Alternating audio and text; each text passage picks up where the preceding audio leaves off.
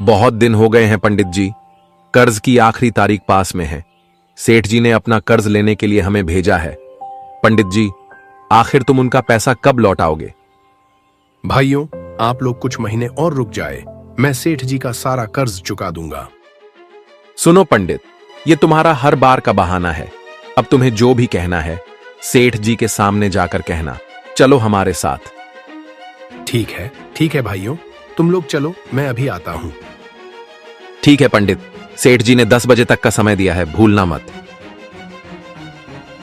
तभी रामू, पंडित जी का बेटा, जंगल से लकड़ी काट कर आता है। रामू अभी सिर्फ 18 साल का ही था। रामू बेटा सुनो, आज फिर यहाँ सेठ जी के आदमी आए थे। बोल रहे थे कि कर्ज चुकाने को आखिरी तारीख पास में है, और उन्होंने कहा कि आज मुझे सेठ जी ने मिलने के लिए बुलाया है। अब मैं क्या करूं बेटा, मेरे पास तो अभी बिल्कुल भी पैसे नहीं हैं। पिताजी, आप बिल्कुल भी चिंता ना करें, मैं हूं ना। जब तक मेरे हाथ पैर चल रहे हैं, आप कर्ज की बिल्कुल भी फिक्र मत कीजिए। बेटा, यह तेरे बस की बात नहीं है। सिर पर कर्ज ऐसे चढ़ा है जैसे कि पहाड़। मैंने तेरे लिए सब कुछ किया, लेकिन लगता है कि कहीं कोई चूक हो गई। सुन बेटा, मुझे सेठ जी के पास जाना ही होगा। वो आदमी किसी का लिहाज नहीं करता है, कहीं वो हमारे साथ कुछ गलत ना कर दे। पिताजी, मैं आपको बोल रहा हूं ना, आप बिल्कुल भी चिंता मत कीजिए, आप आराम कीजिए, मैं उससे बात करके आता हूं। ठीक है बेटा, पर ध्यान रखना, सेठ जी से बात करते वक्त जबान फिसल नहीं जाए। वो आदमी बहुत खराब है। पिताजी, मैं अकेले ही जाऊंगा, आप घर पर ही रहिए, मैं उससे सीधे बात करूंगा। डरने की जरूरत नहीं है आपको। ठीक है बेटा, तुम जैसा कहो, लेकिन बेटा जरा सोच समझ के बात करना, उसकी हर बात में एक चाल होती है। ठीक है पिताजी, मैं आपकी बातों का जरूर ध्यान रखूंगा। इतना कहकर रामू सेठ जी के घर की ओर चल पड़ता है।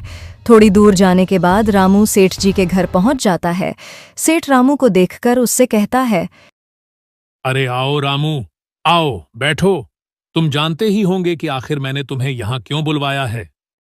हाँ, मैं जानता हूं सेठ जी, मैं ब्याज की सारी शर्तों को विस्तार से जानना चाहता हूं। सुनो रामू, मेरी सारी शर्तें सभी के लिए एक जैसी ही है।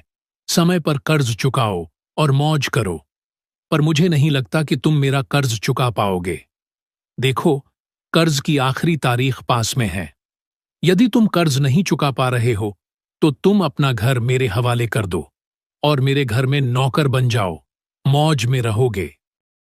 क्या? नौकर बन जाऊं, वो भी तेरे घर का?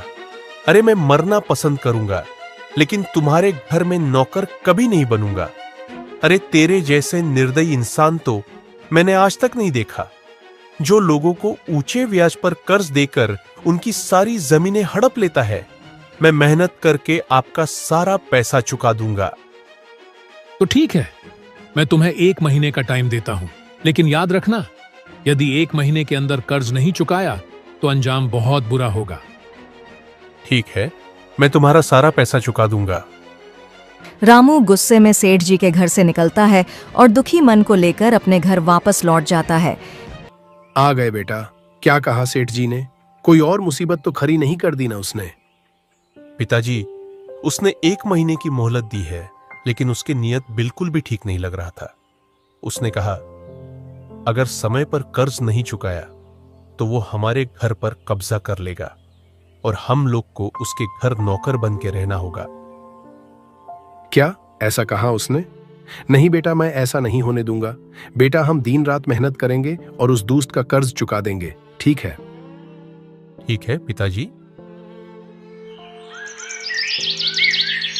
अगले दिन पंडित जी सुबह जल्दी उठकर काम की तलाश में निकल जाता है।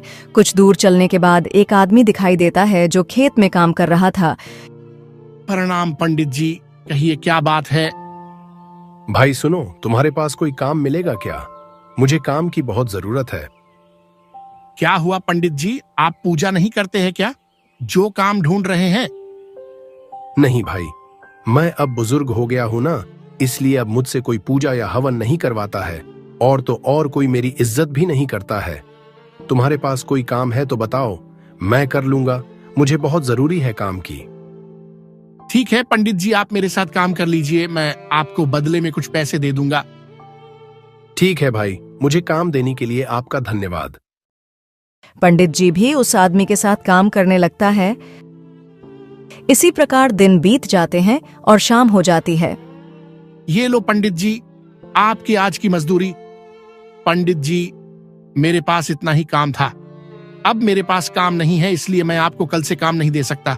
मैं खुद एक गरीब आदमी हूं, इस जमीन पर खेती करके अपना गुजारा कर रहा हूं। ठीक है भाई, कोई बात नहीं, मैं कल कहीं और काम ढूंढ लूंगा। तुम्हारा बहुत बहुत धन्यवाद। इतना कहकर पंडित जी वहां से वापस अपने घर चले जाते हैं। अगले दिन पंडित जी सुबह सुबह उठता है और काम की तलाश में निकलने वाला ही होता है कि तभी रामू बोलता है, पिताजी, आप कहाँ जा रहे हो? बेटा, मैं काम की तलाश में जा रहा हूँ। अगर मुझे काम मिल गया तो हम लोग जल्दी उस सेठ की कर्ज को चुका देंगे। नहीं पिताजी, आपको काम करने की जरूरत नहीं है, मैं हूं ना, मैं जाऊंगा काम करने, आप आराम कीजिए। अरे नहीं बेटा, तुम अकेले कब तक कर्ज चुकाओगे? मैं भी जाता हूँ काम करने, जल्दी हम दोनों मिलकर कर्ज चुका देंगे। नहीं पिताजी, आपको कहीं जाने की जरूरत नहीं है, बस आप आराम कीजिए। इतना कहकर रामू जंगल लकड़ी काटने चला जाता है। रामू के इतना मना करने के बाद भी पंडित जी नहीं माने और काम की तलाश में निकल गए। पंडित जी दिन भर काम ढूंढते रह गए, लेकिन उन्हें कोई काम नहीं मिला। काम ढूंढते ढूंढते पंडित जी काफी थक गए। हे भगवान, क्या समस्या है? आज तो कोई भी काम नहीं मिला। अगर ऐसा ही चलता रहा तो मैं सेठ को कर्ज के पैसे वापस कैसे कर पाऊंगा? हे भगवान, कुछ दया करो, वरना वह लालची सेठ हमारी जमीन पर कब्जा कर लेगा और हमें घर से बेघर कर देगा। इतना कहकर पंडित जी पेड़ के छांव में बैठ जाता है।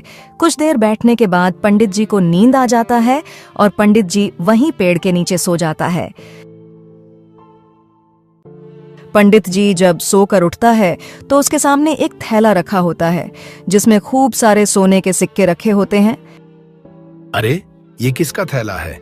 इसमें तो बहुत सारे सोने के सिक्का रखा हुआ है, पता नहीं किसका छूट गया है। इतने सारे सोने का सिक्का को देखकर पंडित जी के मन में लालच आ गया और सोचा, क्यों ना इसे मैं अपने पास रख लूं, इससे मेरी सारी परेशानी दूर हो जाएगी। लेकिन ये गलत बात है, मैं किसी का सामान कैसे ले सकता हूँ? अगर मैंने आज यह थैला अपने पास रख लिया तो इससे मेरी सारी परेशानी दूर तो हो जाएगा, लेकिन मुझे भगवान कभी माफ नहीं करेगा। मैं इस थैली को पास के मंदिर में जाकर रख देता हूँ। जिस किसी भी इंसान का सामान होगा उसे भगवान खुद दे देगा। पंडित जी ने इतना सोचा और पास के ही मंदिर में उस थैला को लेकर चला गया। ये लो भगवान, ये मेरा सामान नहीं है, ये मुझे पेड़ के नीचे पड़ा हुआ मिला है। इसमें बहुत सारे सोने का सिक्का है, इसलिए इसे मैं यहाँ ले आया हूँ। पता नहीं किसका ये थैला छूट गया है, इसे अब आप ही उसके पास पहुंचा देना।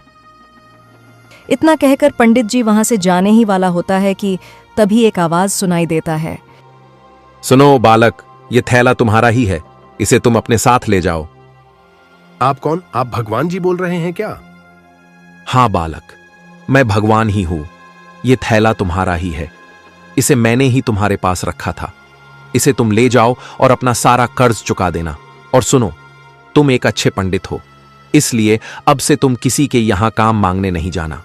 तुम सिर्फ पूजा करना और भगवान पर भरोसा रखना, तुम्हें कभी किसी चीज की कमी नहीं होगी। ठीक है भगवान जी, अब मैं किसी के पास काम मांगने के लिए नहीं जाऊंगा। अब मैं फिर से पूजा करूंगा।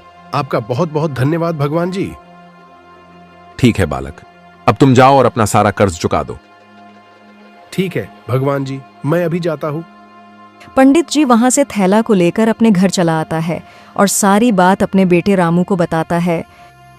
क्या सच में ये थैला आपको स्वयं भगवान ने दिया है?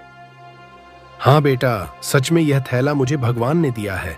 अब हमारी सारी परेशानी खत्म हो जाएगी। रामू और पंडित जी बात कर ही रहे थे कि तभी वहां सेठ आता है। अरे पंडित, क्या हुआ, मेरा पैसा नहीं दिया? आज तुम्हारा समय पूरा हो गया है, चलो जल्दी से मेरा पैसा निकालो, वरना नौकर बनने के लिए तैयार हो जाओ।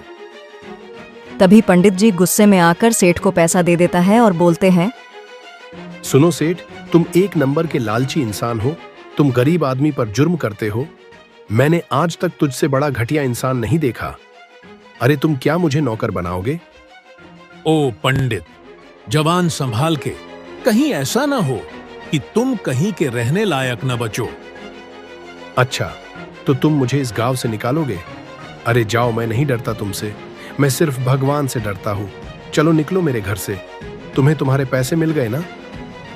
सेठ चुपचाप पंडित जी के घर से चला जाता है और कुछ ही दिनों में पंडित जी सोने के सिक्के को बेचकर गांव के सबसे अमीर आदमी बन जाता है और खुशी खुशी रहने लग जाते हैं।